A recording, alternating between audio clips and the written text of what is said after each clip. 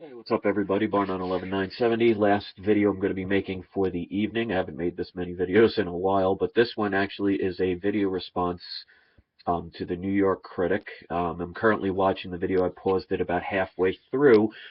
The first thing I want to say is don't worry, I'm not taking it as an attack or anything like that. You have a valid question and a valid point, but I want to see where your analogy doesn't exactly go by what I talk about, and I'll explain and show you my point of view on that. As far as the loving the country, that's why we stay, I can agree with that, but you also, once you research this stuff, and like I said, for years I've been learning this stuff, I just couldn't find all the pieces. So in the beginning, it seems like conspiracy stuff. I'm at the point now where this stuff is verifiable, and it's all over the world.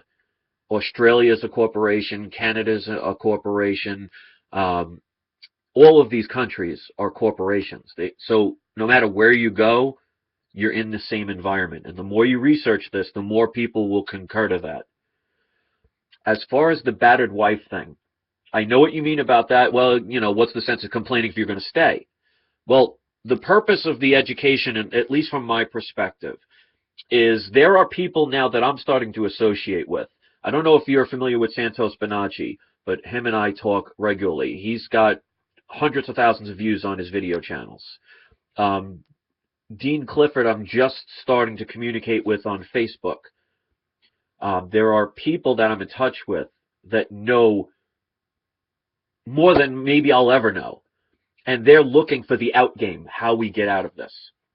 Now, as far as your analogy of the wife being beaten, the difference between what's happening to us and what's happening in that situation is the wife chooses to stay, but it's a choice because she knows that the person that's beating her is somebody that she ultimately loves enough to stay.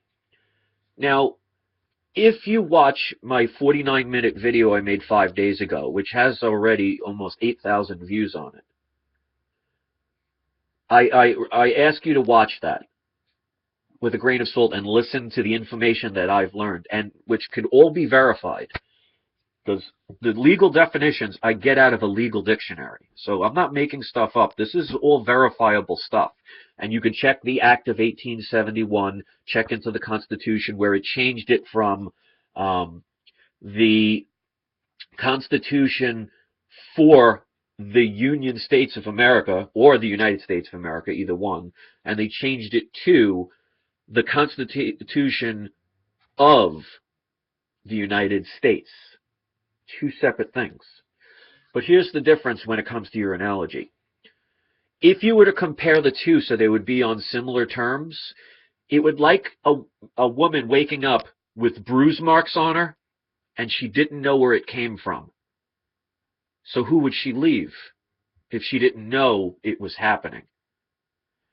So when it comes to what the government and all governments are doing to their citizens, you don't have the choice. Like I'll say to you, let's say you're about to have a child, and you're in the hospital, you're giving birth, and they hand you the certificate of live birth for you to fill out.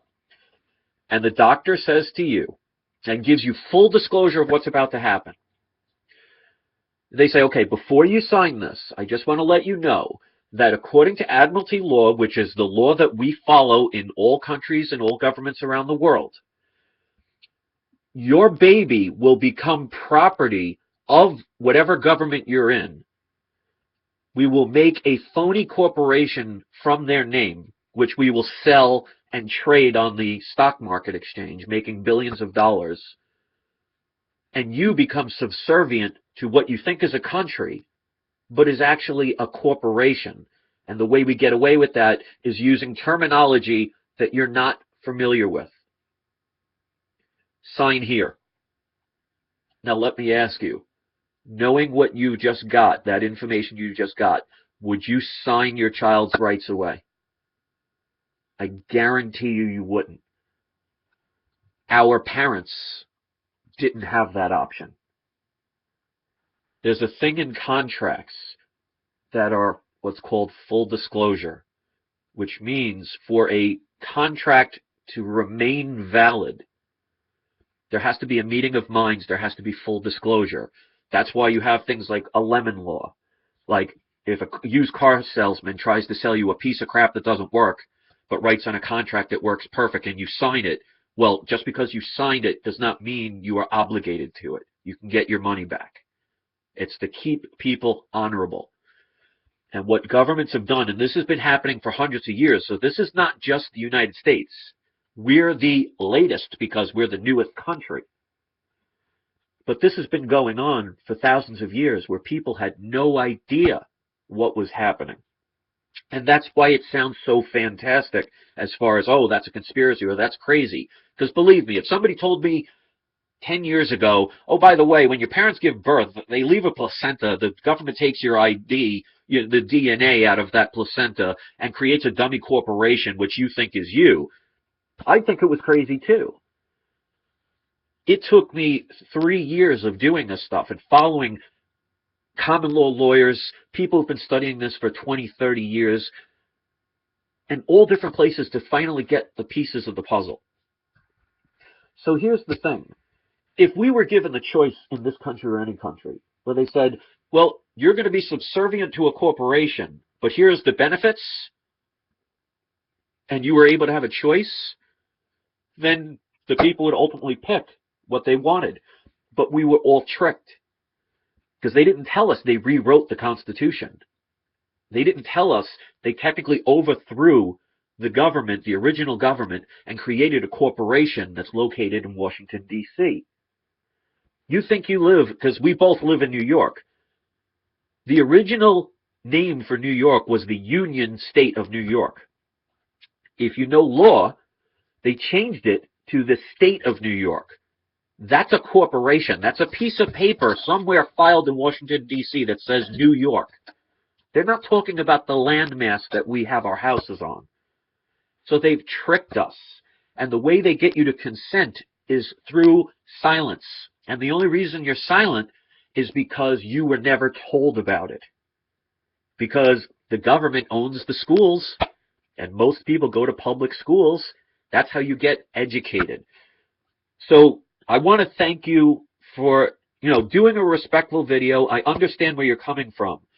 But keep in mind, you're coming from a place where you don't have the same information I do. Because, like you said in your video, you've taken other paths and you don't regret it. I don't regret mine either. But I promise you, if you study what I have talked about in that 49-minute video, and you can verify the things that I talk about are true, you will question why you were not given the opportunity to make a choice. So it's not as simple as saying, well, love it or leave it. Because no matter what country you will ultimately go to, it's the same thing. And that's the harsh reality that most people don't want to grasp. And our children and our children's children are going to suffer. So I don't know if you have any kids, but knowing what you know now, if you had the choice, would you have them subject to what I talked about earlier? So I appreciate the fact that I made you think about it, because that's the whole purpose of my videos. I don't make them because I'm some crazy person that's trying to throw a bunch of fear porn out there and, get good ratings. I do this because I care so much about people that I am willing to sacrifice my humility to expose the truth, no matter how crazy it is. Because as they say, truth is stranger than fiction. So I can understand the normalcy bias of people that have made fun of me and attacked me, because it makes them have to question everything we've been told. And when we find out, like in the movie The Matrix, when we find out that pretty much everything that we've been taught was a lie, it makes you angry, because then it makes you feel like, well, I wasted my whole life. Well, it may not save us or our generation, but if we could save our children, then isn't it worth fighting for? So again, I don't want you or anyone else to believe what I say. You don't. Belief is nothing more than your opinion of something. You don't need to believe in oxygen to breathe it. You can say, I don't believe in the English language. I don't believe it exists. But yet, we're communicating in the English language. So belief is irrelevant. Verify what I've talked about. Watch that video. Learn from it. And then make your opinion. I appreciate your analogy. And you were pretty close to kind of figuring out what I'm talking about and saying, well, why bother? Everybody deserves the choice if they want to enslave or incriminate themselves. It's like the difference between a person who's an alcoholic and a person who doesn't drink, or a person that decides to choose crime to get their money and a person who chooses to do things the legitimate way. When it comes to what governments throughout the world have done to us because we are their cattle, whether you like it or not or believe it or not, it's irrelevant. We were not given the choice. And thanks to the internet and some amazing people out there that have dedicated their lives to giving this information out with nothing to gain and constantly being ridiculed. And believe me, I'm one of those people that got ridiculed. Deservingly so at sometimes, sure, because the frustration for me of not knowing the answers made a lot of open-ended spots to things I talked about. But the more I research and the more serious I am about this, the more I realize the stuff that even I didn't know about that I was researching is verifiably true.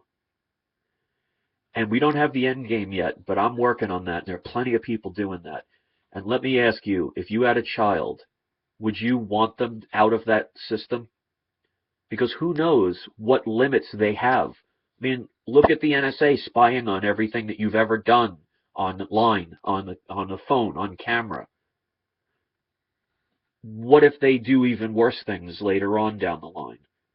And look at like the FEMA camps. No one wanted to believe them. They thought that was conspiracy. It's been proven they're being built. And the funny part is, they won't need guns to get people in them. People will be begging to go into them.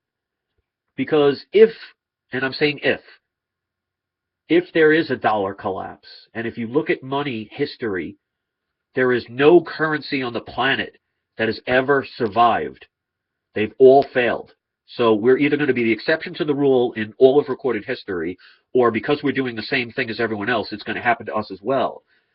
If people lose everything and their money is worthless or a hell of a lot less valuable than it is now, and they have nowhere to go, they'll be begging to go into those camps because they'll have somewhere to live, someone to feed them. But they ultimately end up controlled.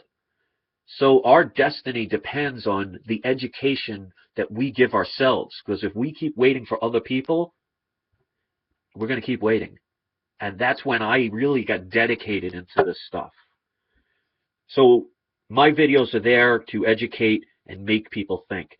So the fact that a person that used to make fun of me, and we're over that, so this is not any bitter or anything like that. For me to get somebody like yourself to even think about it, even if it wasn't exactly, the video that you made was exactly on target, it's in the right direction. And to me, that shows progress, so I thank you for that. And to anybody else that watches this, when you research and dig for truth, you will find things that are so outrageously crazy you want to first refuse to believe they exist because they are crazy in their sense. Like, I'll give you some prime examples that you can verify. Like, people talk about weather control. Well, do this when you get the chance. Google UN, U as in umbrella, N as in Nancy, UN Resolution 31/72. There is a law that was passed. I believe it was 1971 or 1976. It was one of the two. But it was in the 1970s that the United Nations passed a law that said weather modification is illegal to do to other countries.